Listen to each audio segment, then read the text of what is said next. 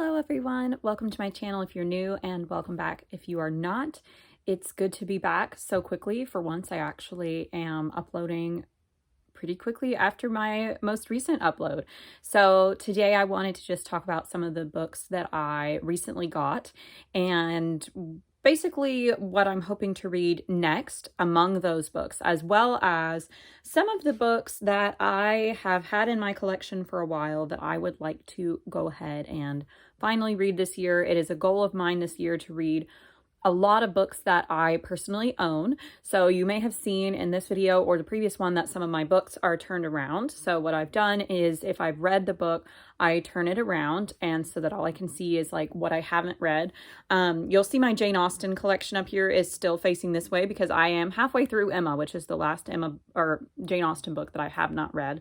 So that is my goal, to finish that this year. But any of these that I don't have turned around are books that I feel like I have not read all the way through, and so I want to go ahead and make sure that's the case.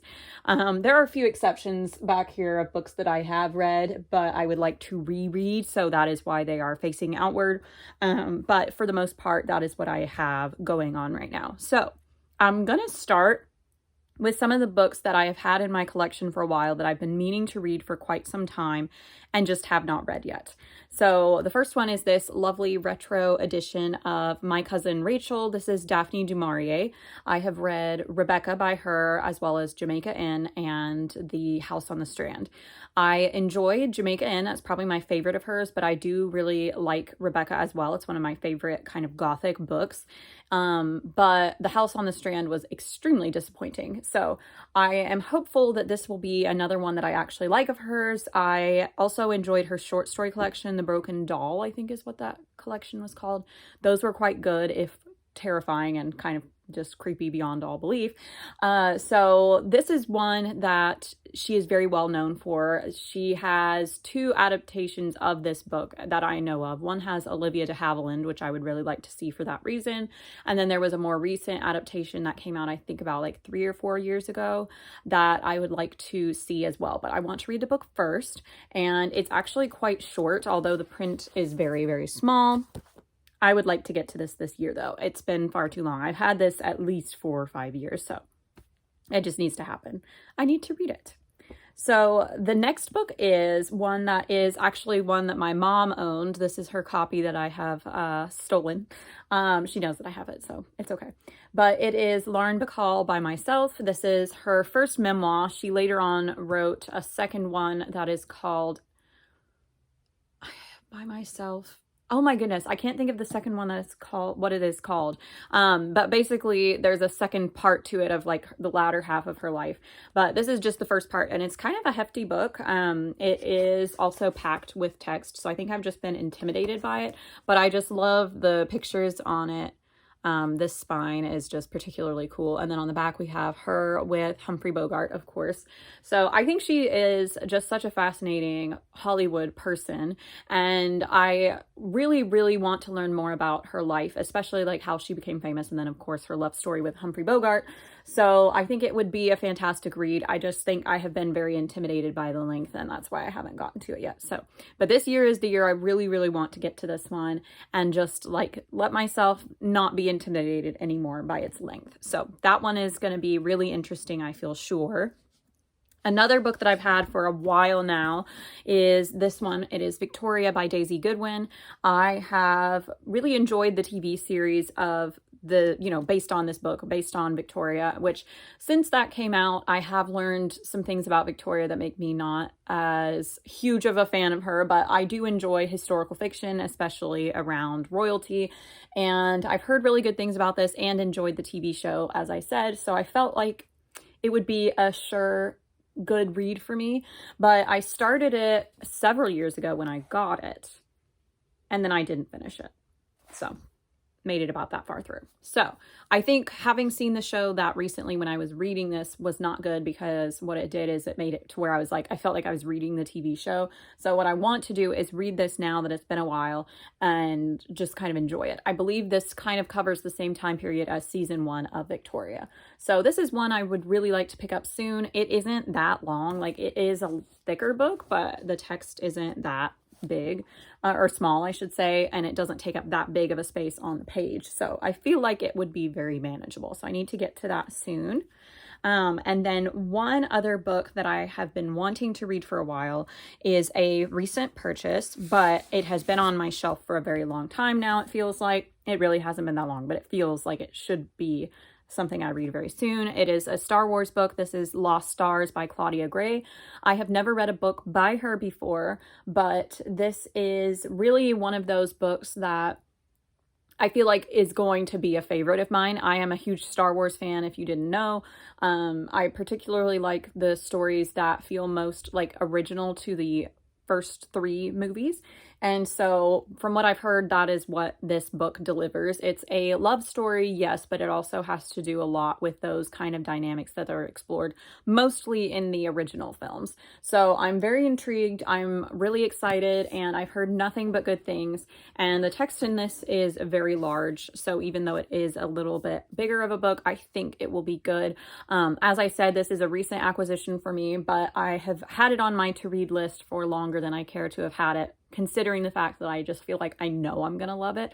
So I need to just get into it. Plus, I just finished the Boba Fett TV show, so I'm having some Star Wars sort of like, I don't know, I'm feeling very sad that it's over. And so I feel like jumping into this would be a really good solution to my sadness. So there's that. Another recent purchase of mine is this one. It is called Anatomy by Dana Schwartz. This is a really bizarre book. It's a beautiful cover close up. Far away, it's maybe a little gross, but I think it's a beautiful design. And this tells the story of 2 medical students, if I remember correctly from what I was reading about it. Sometimes I don't like to read too much into it because I don't want to like ruin the story. But I am really intrigued because it takes place in Edinburgh, Scotland. And I also read a book when I was a teenager by Anne Rinaldi, who is pretty much the reason I got into historical fiction. And the story is called An Acquaintance with Darkness, and it is very dark for a YA book in particular, but basically it is the story of medical discovery during, I believe it was the Civil War. It's been a very long time, but it's kind of a similar kind of gory topic, but it's supposed to be really interesting. So in this book, so I'm excited. And I lived in Scotland for a while, as I've talked about, and I have particular fond memories of Edinburgh. So I'm excited to read a story that takes place in there, and I will definitely keep you all posted once I read this. It's pretty short, and I feel sure I am going to fly through it once I start it. So very excited about that one. Another book that I got recently is this one called Half a Soul by Olivia Atwood. I got this on the very strong recommendation of my friend Kara from Wild Book Garden. She and Julia from Shakespeare and Such have such good reading taste compared to mine. That doesn't really make any sense, but what I'm trying to say is like their reading taste is very similar to mine. And so I feel very confident whatever they recommend I will enjoy. And so this is a Regency magical story from what I understand, and I don't really want to know anything else about it other than that it's something Kara recommends, and Regency time period is something I love, and magic in it sounds amazing. So I'm excited. This is also very short, so I know this is part of a series, so I feel sure that if I love this, I'm gonna have to go get the next book. So, but yes, I'm really excited about this one. Another book I got recently, I did not purchase myself. I'm trying to do better about not buying too many books. This was a Christmas gift from one of my friends and coworkers. It's called A Thousand Ships by Natalie Haynes. This is another of the Greek retellings that I am really excited about reading. And I believe, from what I understand, each chapter tells a story about a different character, a different woman from the stories of Greek myth. And the cover is gorgeous. It's got a sort of blurb from Madeline Miller, the queen herself. So I am really excited to read this one. And I say the queen herself. For those of you who don't know, Madeline Miller is one of the kind of foremost Greek mythology retelling authors of the time right now. So I'm super excited to jump into this one soon. And I want to display it because I just love this cover, especially because I love Greek art. So this is just, and it's shiny. I love it. I'm so excited to read that one. And it's just going to be amazing. I feel very sure. I got a couple other Christmas gifts that I'm excited to read. This one is one I specifically asked for. It's called The Lady of the Lakes by Josie S. Kilpack. So this is basically advertised as the true love story of Sir Walter Scott. Again, I am very interested in Scotland. I lived there for a while, and so anytime I can find a good story that takes place in Scotland or has Scottish characters, I am very interested immediately in it. And this one in particular sounds just lovely because it tells about Sir Walter Scott, who is, of course, a very important figure of Scottish history, especially literary history. And I have sadly never read anything by Sir Walter Scott. So that is something that I want to do before I read this. I'm hoping to do a buddy read of Ivanhoe with my sister who loves Sir Walter Scott. So that is a goal of mine. But I am really, really excited to read this. It has very high reviews on Goodreads. It's also just beautiful. Like the cover, I am very big of a fan of it. A lot of the things I'm saying right now don't make any sense. It's the weekend. Please forgive me. I have a lot less brain power on the weekend, I feel like, by the time I get to it.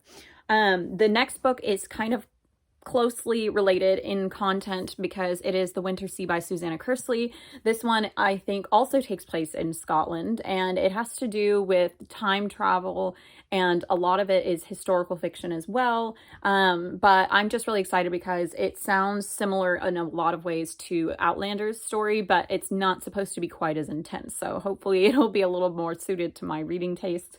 So I'm really, really excited to jump into this one as well. And I also just love this cover. I also wanted to point out, I have like random things on my shelves behind me. This is a picture here of, ooh, it's hard to tell where I'm pointing, Anne and Diana from Anne of Green Gables from Carrot Top Paper Shop on Etsy. So if you like that, that is what that is. And then I have my Wicked cup back here and my flapper ornament my sister got for me, a hanging from my gold bookshelf. So yeah, just some random bits and bobs behind me. I have like my old college ornament back there as well. And then Scotland ornament there as well. So, because I went to a school in Scotland, so one of those is from there. So just wanted to explain what these random things were while I was thinking about it. Another book that I got recently, you're sensing a theme here with historical fiction, I'm sure, but this one is called The Woman at the Front by Alicia Cornwall. This is a story about a woman who is actually practicing medicine. Sorry, I've got like something sticking out of my book. Practicing medicine during World War I. Especially recently, I have kind of lost interest in reading World War II historical fiction as much because I do feel like there seems to be too much of it. And I do think people are kind of starting to capitalize off of the interest of World War II in a way that just kind of bothers me a little bit. I could talk about it more, won't go into detail with that, but it just kind of bothers me. So I haven't really been interested in recent releases for historical fiction during World War II. But this one I think sounds particularly interesting because it is talking about a woman practicing medicine in the early 1900s during World War I. And so I'm interested to see how that topic is handled, how that sort of climate for women in medicine during this time would be represented, as well as how it will sort of bring it discussions into the present day about women in medicine to this day. So I'm really excited. Also think this is just a brilliant cover. I'm just thinking historical fiction covers are some of the most beautiful. So I'm not surprised that I love it. I'm also very impressed. I'm 13 minutes in and I've talked about so many books. I'm so happy about that. So the next book I got is Wicked Fox by Kat Cho, excuse me. I thought it said Kate. So I am super excited to read this because it is one of the favorite books of one of my favorite booktubers, Chloe.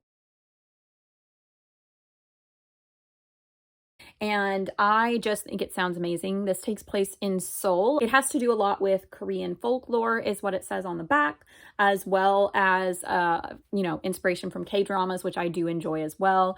And so this one sounds like a really fun urban fantasy. I enjoy urban fantasies quite a bit. I think they're a lot more fun sometimes than regular fantasy just because you don't spend quite as much time with the world building, which I think people get a little carried away with the world building and then there's no plot or no character development. So I'm excited excited to read this, and I have really enjoyed watching TV shows taking place in Seoul, and so I feel sure this is going to be a really, really interesting read, so I'll definitely keep you all posted on this. I don't really want to describe the plot because I feel like I am also super like new to Korean folklore, which I want to change that, but I don't think I would explain it properly, so if you're interested, I would highly recommend you go look into the plot yourself, and once I have actually read the book, I will come back and give you a more full-length explanation of it.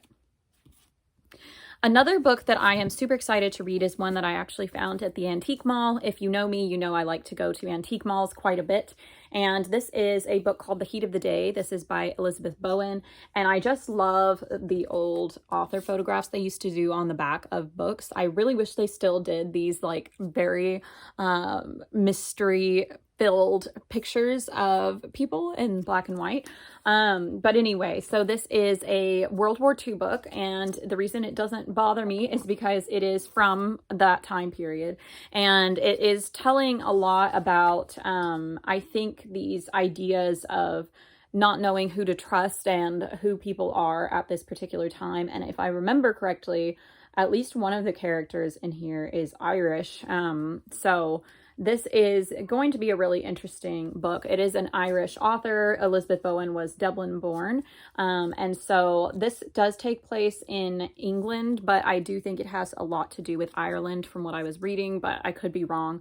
But I'm really interested to read about World War II from a perspective of somebody who actually lived through it and who has like a lot to offer in terms of how things actually were for people that were in the war. I'm excited about this one. I am saving it for the summertime though, because when I first started reading it, when I got it, it was very like cool outside. It was fall weather. And so what I wanted to do is save it for a sultry summer afternoon and actually feeling kind of more immersed in the story. But from what I was reading of the first few pages, the writing style is just one of the most glorious ones I have ever encountered. So I'm very, very excited about that one. These two books that I'm going to mention here are books that were given to me by Kara, the person I mentioned earlier, and she got these for me for Christmas, and I'm just really, really excited to dig into them because she, like I said, knows my taste very well. The first of them is The Other Bennett Sister by Janice Hadlow. This one is a book that I am super excited to get to because it tells the story of Mary Bennett, who is a character that I feel like a lot of people like to make fun of, and I feel like she deserves so much more. And so this tells her story after Pride and Prejudice, and she might even get the love that she deserves finally. So I'm really excited about this one. Pride and Prejudice is one of my favorite books. I do love all of Jane Austen's work though, except Emma is a little frustrating to me right now, but I won't go into that right now. However, I do really, really feel like this is going to be such a good book. And from what Kara was telling me, the guy in this book is just lovely. So I think this will be a fun read once I finish Emma, so I'm excited to pick this up, and I love this cover. It's so pretty. And then the other book is called A Dragon Bird in the Fern, and this one is by Laura Ruckert, is how I think it's pronounced, and I would highly recommend you actually go watch Kara describe this book because I know that I am very, very confused about how this is actually going to go down. I know that it has fantasy in it. I know it has like a murder mystery, and I know that it has quite a lot of like politics mixed into it, but aside from that, I don't know too much about it in a way that I could explain it. Like I have a vague idea in my head, and I know Kara highly recommended it, but I can't really explain to you what actually happens. But she gave me this lovely bookmark in here, and I am just super, super excited. I kept her little notes in it as well, and so I'm excited to read this and to let Kara know what I think of it. So those are all the books that I planned to talk about today, just because that was quite a bit and the video is getting a bit long at this point, so I want to go on and stop there. But I hope you are all doing well. Please know I collected these over a long span of time, so I am not buying a lot of books right now. I'm trying really hard to do better about that and to use my library, but I did want to tell you about the books in my collection that I'm trying to read in the nearest future possible. And I would love to know if any of you have read any of these books, and if you liked them or you didn't like them, or what you thought about them, and if any of them sound particularly interesting to you. I hope to be back soon with some books that I read in the month of February and also what I'm finishing reading right now in the beginning of March. I hope you're all enjoying your weekend, and I will, or well, whenever you watch this, I hope you're having a good day, and I will see you all very soon. I hope.